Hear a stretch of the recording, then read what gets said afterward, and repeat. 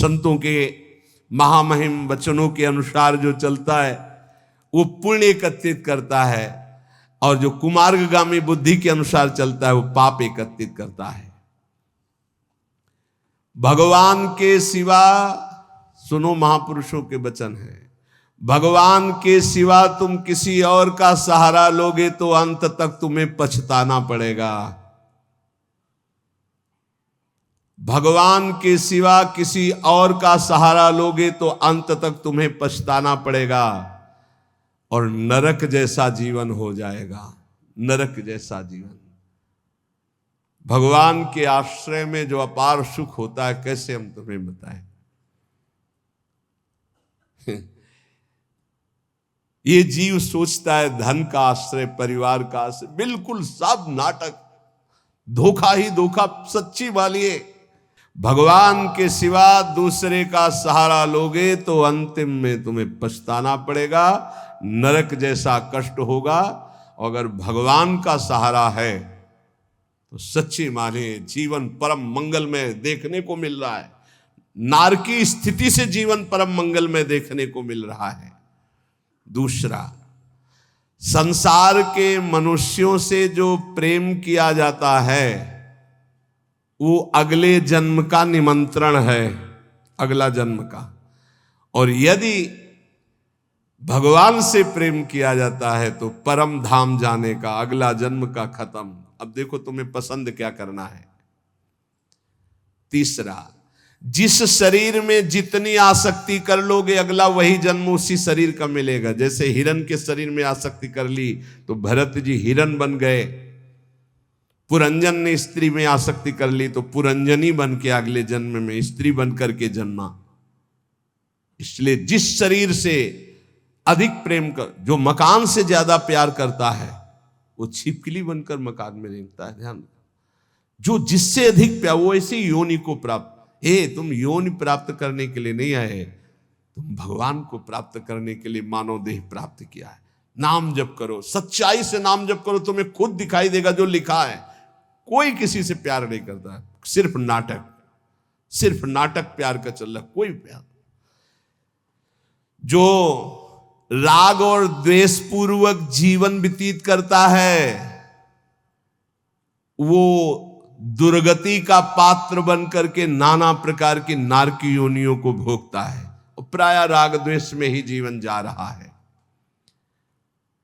ये 18 दोष भोगने ही पड़ते हैं जो भगवान का भजन नहीं करता। भूख, प्यास, बीमारी, बुढ़ापा, राग, द्वेष, मोह, निंदा, चिंता, भय, खेद, विषाद, जन्म, मरण, विस्मय, शोक, मंद, अरति, कहीं मन नहीं टिक रहा, घोर अशांत, डिप्रेशन में, अरति। ये 18 दोष भगवत विमुख को भोगने ही पड़ते हैं। और यदि वो भगवान के आश्रित हो जाता है तो उसमें जैसे भूख है, प्यास है, बीमारी है, बुढ़ापा है, इन सब में भगवान का एक विशेष कृपा प्रसाद रहता है। देखो, बेटा और बहू की कथा सुन चुके। एक संत भगवान ने कभी शिष्य नहीं बनाए थे, श्रीधर बाबा। और जब वृद्धावस्था आई तो अपने लोग 8-10 संतों की होड़ लगती थी कि देखो आपने 1 घंटा सेवा की है, अब आप हटिए, अब हम सेवा। और जानते उनको कैसे सोच कराई जाती थी? ऐसे टांग लिया जाता था दोषण और ऐसे हाथ में कराई जाती थी। क्यों? क्योंकि भजन करते थे। सौभाग्य था किसको शौच कराने को मिले, किसको स्नान कराने को मिल जाए, किसको वस्त्र धारण। ये सौभाग्य, भगवान के सिवा किसी को अपना नहीं माना। तो ऐसे गोद में, संतों की गोद में उनकी सेवा होती थी। और अंतिम समय राधा राधा मुख से निकल रहा था, सब संत कीर्तन कर रहे थे और ऐसे पधारे, पूछो मत। ये है ना कोई शिष्य, ना कोई जगह, ना कोई 1 रुपया। तो ऐसे भगवान की तरह अंतिम समय उनकी पूजा हुई। जब उनका शरीर असमर्थ था, ड्यूटी लगती थी। अलग अलग ड्यूटी थी। कई संत भगवान अपने ड्यूटी में लगी थी कि इतने बजे से इतने, और लड़ाई होती थी। देखो आपने 1.25 घंटा आज कर लिया, 15 मिनट ज्यादा कर लिया, अब आप हटिए, आप हम मुझे तो कहते यार थोड़ी देर और कर ले। मतलब लोभ लगता कि जितना अधिक मैं सेवा कर पाऊं। क्यों? क्योंकि भजन परायण थे और वहां पैदा किया है, संपत्ति दी है, लात मार रहे। भगवान से विमुख जो है उसे 18 दोषों को भोगना पड़ता है।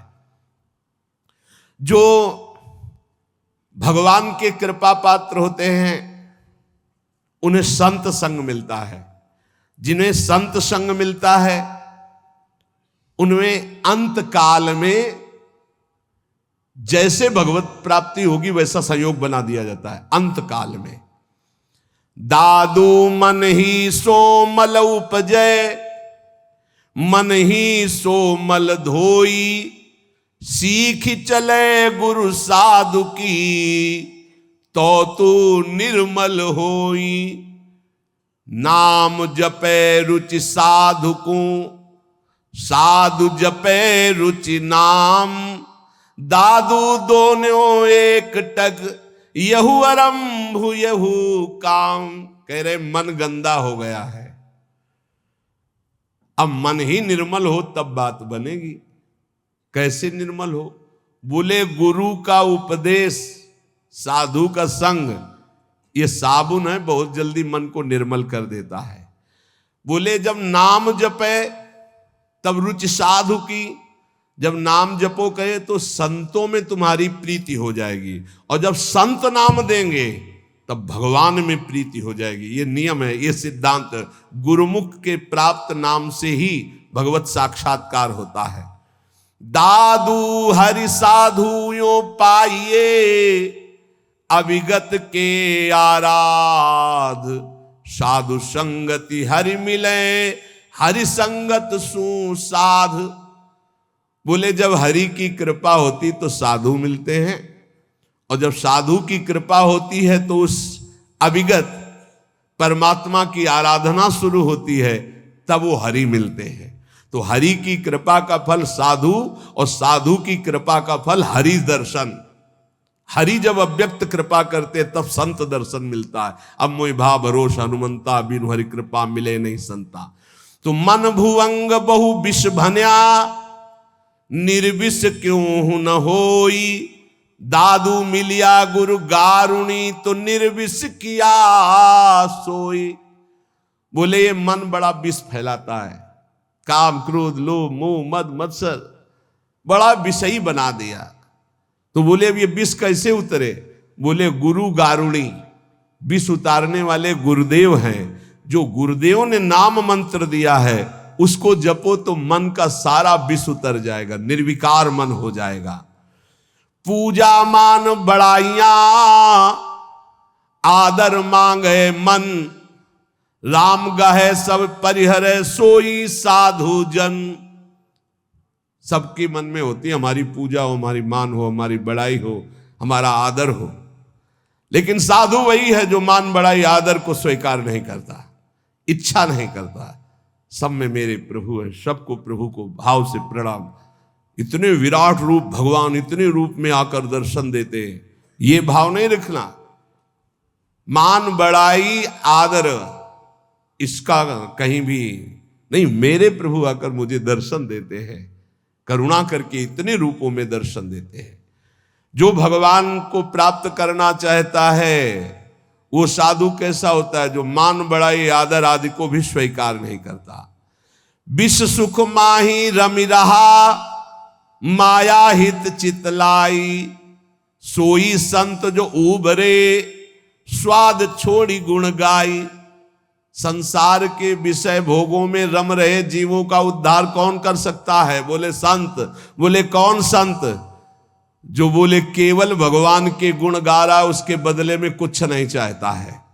अगर कुछ चाह है, रुपया पैसा भोग सामग्री स्वाद मान बड़ाई प्रतिष्ठा, तो उसकी वाणी का प्रभाव नहीं पड़ेगा। विषयों में फंसे हुए, माया में फंसे हुए जीवों का उद्धार किससे होता है? बोले संत से। बोले किन संत से? बोले सोई संत जन उबरिया।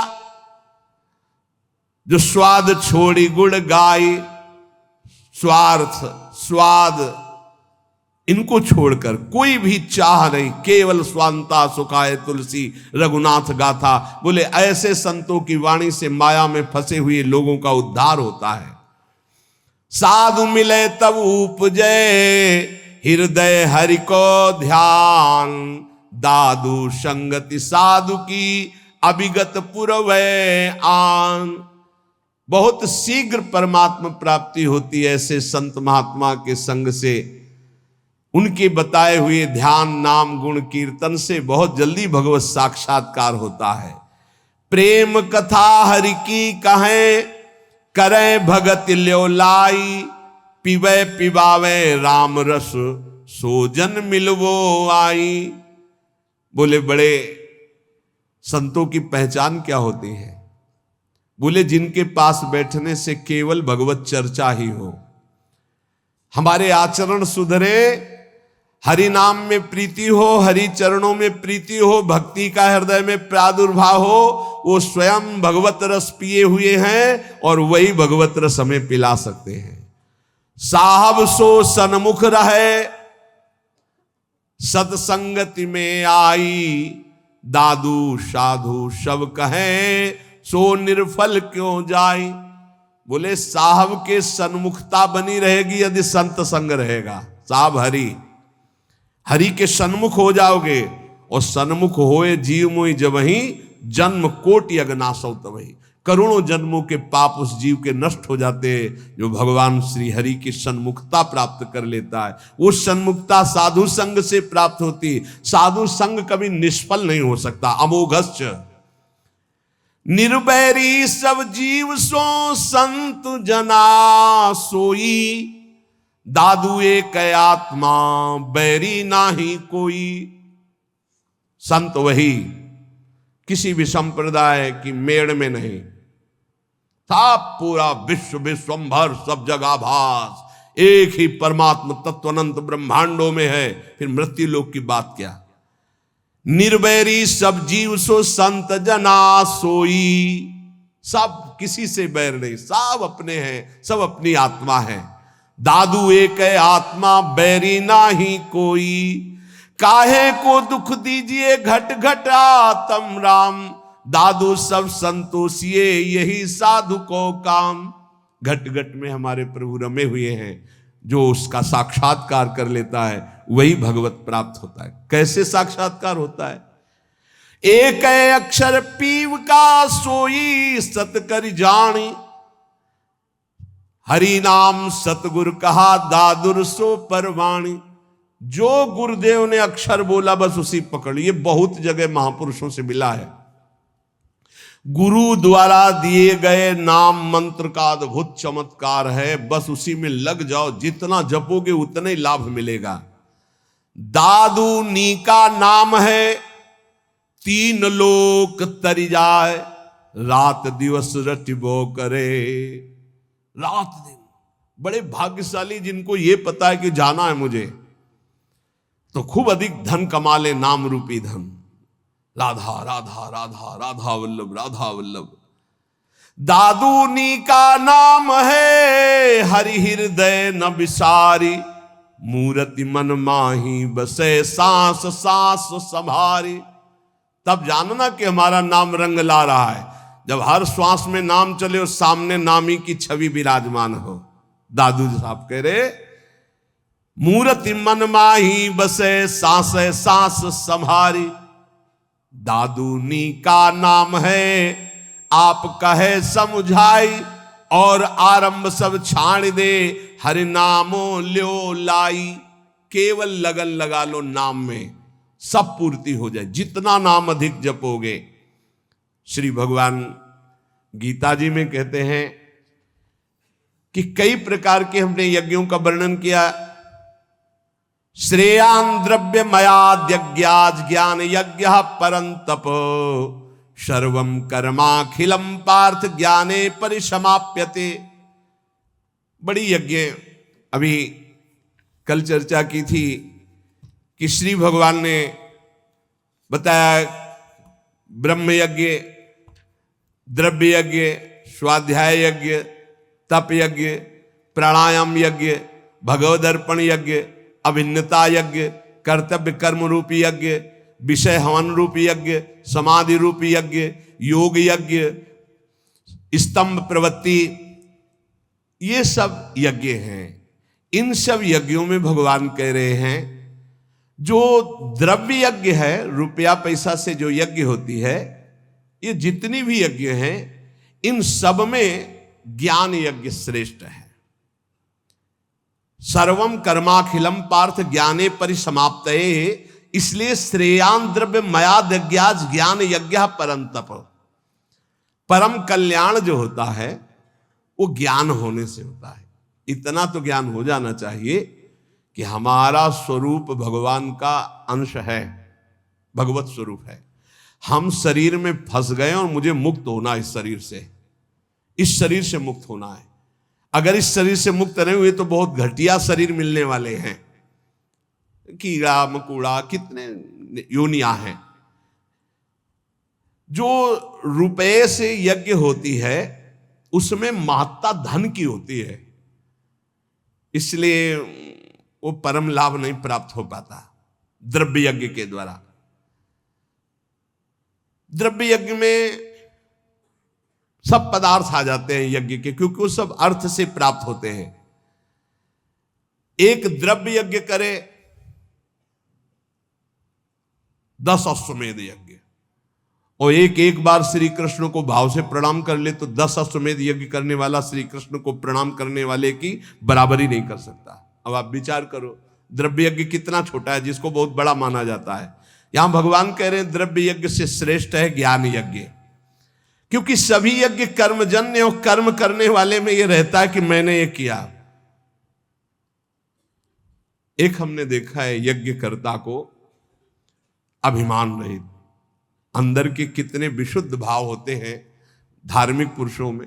उनकी मैदा की कई फैक्ट्रियां थी। वो आते थे पूर्व गुरु आश्रम में, जब संन्यास मार्ग में थे, 10 गाड़ी उनके साथ होती थी। बहुत दूर से गाड़ी और पादुका उतार करके सबको वहीं रोक कर अकेले आते। उन्होंने जब यज्ञ कराई तो सब जो यज्ञ के, एक हाथ में टोकरी, एक हाथ में सोनी, जहां कोई खा पी के फिर हर सुविधाएं सब पवित्र वैदिक सिद्धांत से होना, और उनका काम केवल यही था झाड़ू और टोकरी ले। पूरे किलोमीटर में यज्ञ मंडप था, पूरी सब व्यवस्थाएं, और अकेले, किसी का चंदा नहीं, क्योंकि खूब अर्थ था, और वो स्वयं ये करते थे। जब कोई उनसे पूछता यज्ञ, कहीं भी कोई पोस्टर बैनर नहीं, और कोई पूछता यज्ञ कौन कराते, तो हमें तो पता नहीं, हम तो यहाँ दोना पत्तल फेंकने की सेवा मिली, बस वो जानते हैं। कोई नहीं जानता था यज्ञ कौन करा रहा। खूब आनंद मंग ऐसे कोई द्रव्य यज्ञ करने वाले बिरला होते हैं जो भगवत समर्पित होते हैं, पर उनको ज्ञान है इस बात का कि तो दियम वस्तु गोविंदम तो भ्यमेव समर्पे, देनहार कोई और है देत रहते दिन रैन, लोग भरम मोपे करे तासो नीचे नयन। ऐसे वो महान गृहस्थ में रहते हुए भी वो महान याज्ञिक थे, यज्ञ करने वाले। तो जब द्रव्य यज्ञ कराई जाती है तो उसमें कहीं ना कहीं अहम स्फुरित हो जाता। मैंने इतने करोड़ अर्पित किए, मैंने इतने लोगों को पवाया, तो जीवन मुक्त होने के लिए वो पर्याप्त नहीं रह गया, क्योंकि अहम का लय होना चाहिए। इसीलिए भगवान कह रहे हैं सर्वम कर्माखिलम पार्थ ज्ञाने परिसमाप्तये। ज्ञान में क्या होता है, अहम का नाश हो जाता है। इसलिए भगवान यहां कह रहे कि सबसे बढ़िया यज्ञ है ज्ञान यज्ञ। अंतःकरण में 3 दोष होते हैं जिनके कारण भगवत साक्षात्कार नहीं हो पाता। मल कहते हैं संचित पाप को। जो संचित पाप होते हैं उनके कारण भजन में मन नहीं लगता। जहां भजन शुरू करोगे, भगवत मार्ग की बातें शुरू करोगे, तो पाप आकर्षण शुरू हो जाएगा, इसे मल कहते हैं। दूसरा होता है विक्षेप, चित्त का चंचल होकर बार बार भोगे हुए विषयों का चिंतन करना, इसे विक्षेप कहते हैं। आवरण कहते हैं अहंकार, अज्ञान। इन 3 के कारण जीव की भगवान में रुचि नहीं होती और भगवान की प्राप्ति में बाधा ये 3 पहुंचाते। मल, संचित पाप, विक्षेप, भोगों के प्रति चित्त का चंचल होना, आवरण, अहंकार, अज्ञान। जब हम कोई भी कर्म करते हैं तो उसमें ये आवरण ढक जाता है, अहंकार, मैंने ये किया। और जहां ये हुआ मैंने ये किया, तो उसका कल्याण नहीं हो पाता। ये खास बात है, उसका फल मिलेगा, उसे भगवत प्राप्ति नहीं हो पाएगी। अहंकार विमूढ़ात्मा कर्ता हमेति मन्यते, अहंकार में मूढ़ता बनी रहती है और ये रहता है कि मैंने ये किया, और जब मैंने ये किया तो अवश्य भोगना पड़ेगा, चाहे शुभ हो या अशुभ हो, भगवत प्राप्ति नहीं होगी। जब हमें किसी महापुरुष का आश्रय मिलता है, संत महात्मा का, और वो जब हमें उपदेश करते हैं, तब हमें समझ में आता है कि सारे कर्म भगवान के लिए करने हैं। हमारे पास जो शारीरिक बल, रुपया, पैसा, भोग सामग्री, सब श्री भगवान की, तो हम भगवत भाव से जब कर्म करके भगवान को समर्पित करने लगते हैं, तो हमारे अंदर के दोष नष्ट होने लगते हैं। मल पहले नष्ट होगा, संचित पाप भस्म होंगे। अब हमको थोड़ा विवेक आने लगा कि जितने भोग भोगे उनमें कोई सुख तो है नहीं, तो बार बार चित्त जो भोगों की तरफ जा रहा था उसे वापस करने लगे, तो विक्षेप नष्ट होने लगा। अब अहंकार भगवद अर्पित होकर के चरणों में चला गया, तीनों ठीक हो गए। मल विक्षेप आवरण जहां हटा, तो सामने सच्चिदानंद भगवान का उसको अनुभव हो जाता है। अब बोले ये मल विक्षेप आवरण हटाने के लिए जो साधु संग चाहिए, गुरु का संग चाहिए, वो कैसे प्राप्त हो? बोले जब विवेक, वैराग्य, समदमादि, सठ संपत्ति, मुमुक्षता, श्रवण, मनन, निधिध्यासन, तत्व पदार्थ संशोधन, ये जो दैवी भागवती ज्ञान के साधन है, इनकी जब प्राप्ति की इच्छा होती तो गुरु बनाने की इच्छा होती। कोई ऐसे संत मिले, कोई ऐसे सदगुरु मिले। देखो भगवान सामने विराजमान है अर्जुन के, और कह रहे हैं कि जब कभी मल विक्षेप आवरण हटाने के लिए ज्ञान की आवश्यकता होती है, तो गुरु की प्राप्ति की इच्छा होती है। तो अपने मल विक्षेप आवरण को हटाने के लिए, कल्याण प्राप्ति के लिए, मंगल के लिए, सुख प्राप्ति के लिए, ज्ञान यज्ञ के लिए, तत्व ज्ञान के लिए किसी संत का आश्रय लो। कैसे? बोले तद्विद्धि प्रणिपातेन परिप्रश्नेन सेवया उपदेक्षन्ति ते ज्ञानम ज्ञानिनस्तत्वदर्शिनः। भगवान से पहले प्रार्थना करो कि हमको तत्वज्ञानी महात्मा मिल जाए। बड़ा मुश्किल है तत्वज्ञानी महात्मा मिलना। ये छोटी छोटी मेड़े ऐसी बन गई हैं, लड़ाई झगड़ा, एक दूसरे की निंदा स्तुति समझे नहीं पा रहे। जैसे जमीन में खड़े होकर देखो तो कोई 7 खंड की, कोई कुछ ऐसे बिल्डिंग, और थोड़ा हेलीकॉप्टर में बैठ के देखो ऊपर उड़ के, तो सब एक जैसा दिखाई देने लगेगा। तो जो ऊंचाई में चढ़ा हुआ महापुरुष है वो एक जैसा दिखता है, सब जगह एक है। देखो शास्त्रों में हमने, वैदिक सिद्धांतों में भी पाया, आ ब्रह्म है, आ। अब आप कुछ भी बोलो, आ निकलेगा। सर्वव्यापी ब्रह्म आ है, ये हमने शास्त्रों में पाया। का, खा, गा, चा, छा, टा, ज्ञा, का से लेके ज्ञा तक कोई भी अक्षर बोलो, आ आ आ निकलेगा। अब जो अक्षर है वो ब्रह्ममय है। ऐसे ही चराचर जगत ब्रह्म में, सर्वम खलमिदम ब्रह्म। अब ये वेद सिद्धांत पढ़ते हो, लड़ाई झगड़ा कहां रह गया, कहां निंदा स्तुति रह गई, कहां राग द्वेष रह गया, कहां छोटा बड़ा रह गया, कहां अपना पराया रह गया। यही समझ, सनातन आकाश की तरह है, ध्यान रखना। सनातन धर्म आकाश की तरह है, सनातन धर्म वायु की तरह है, सनातन धर्म जल की तरह है, सनातन धर्म पृथ्वी की तरह है, सनातन धर्म सूर्य की तरह है। जहां देखो वहीं सनातन सूर्य है, सनातन वायु, सनातन जल, सनातन भूमि, सनातन आकाश, सनातन अग्नि, अंदर और बाहर, यह है सनातन। तो ब्रह्म सनातन, परमात्मा सनातन, तो धर्म सनातन। उसको समझो, ये छोटी छोटी मेड़े नहीं। सनातन, सनातन आकाश की तरह है, सनातन वायु की तरह है, सनातन अग्नि की तरह है, सनातन जल की तरह, सबका भरण पोषण सनातन। भगवान सबसे पहली बात कह रहे हैं, ज्ञानिनस तत्वदर्शिना। किसका संग करना है? तत्वज्ञानी का। हरिवंश महाप्रभु कह रहे हैं कैसे प्रिया प्रीतम के प्रेम में जाओगे? बोले ये क्रूरापि पापिनो न च सताम संभाष्य दृश्यासे सर्वान वस्तुतया निरीक्ष परम स्वाराध्य बुद्धिर्मम। सबको आराध्य रूप में देखो, चाहे पापी हो चाहे पुण्यात्मा, सब में राधा वल्लभ लाल विराजमान है। यह आचार्य का आदेश है। यह है ज्ञानिनस तत्वदर्शिना, सब जगह अपने इष्ट को देखना। ये कहाँ मिलेंगे? ये भगवान मिलाएंगे। भगवान से सबसे पहले प्रार्थना करनी चाहिए कि मुझे ऐसे संत का सानिध्य दीजिए जो आप में रमण करता हो। मैं तो नहीं पहचान पाऊंगा प्रभु, आप मेरे हृदय को भी जानते हो और संत को भी जानते हो, तो मुझे संत संग दीजिए। अब मोहि भा भरोसा हनुमंता, बिनु हरि कृपा मिले नहीं संता। और जब संत मिले तब क्या करो? तो बोले तद्विधि प्रणिपातेन परिप्रश्नेन सेवया। अर्जुन पहले उन महापुरुषों के पास जाए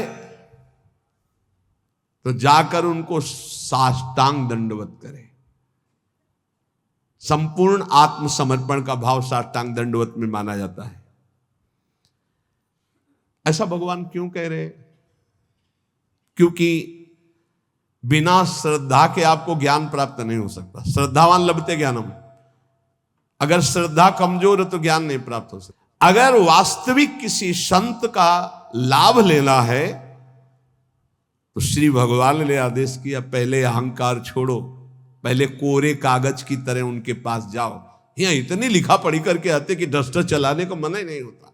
इतनी लिखा पढ़ी पहले से ही रखी हुई है, बिल्कुल बेकार। आप सच्ची मानिएगा 70 वर्ष जीवन के हो गए, अभी तक ये नहीं निर्णय कर पाए कि मुझे चलना किधर है। अहो भाग्य है आप लोगों का जिनको ये चित्त का समाधान हो गया कि मेरा मार्ग क्या है। नहीं, 70 वर्ष हो गए और अभी ये नहीं पता कि चौराहे पे खड़े कि जाऊं किधर, ज्ञान मार्ग में जाऊं कि ध्यान मार्ग में जाऊं कि योग मार्ग में जाऊं, भजन मार्ग में जाऊं कि, अभी तक ये निर्णय नहीं। भगवान कह रहे किसी ज्ञानी महापुरुष का आश्रय लेना है तो श्रोत्री और ब्रह्मनिष्ठ दो बातें कही है। श्रोत्री कहते हैं जिन्होंने खूब गुरुजनों के चरणों में बैठकर शास्त्रों का श्रवण किया है, और ब्रह्मनिष्ठ जो उसी तत्व में स्थित हो चुके हैं। ऐसे महापुरुषों से निवारण होता है संसार का, जिनका एक ही उद्देश्य केवल श्री भगवान और भगवान में स्थित है।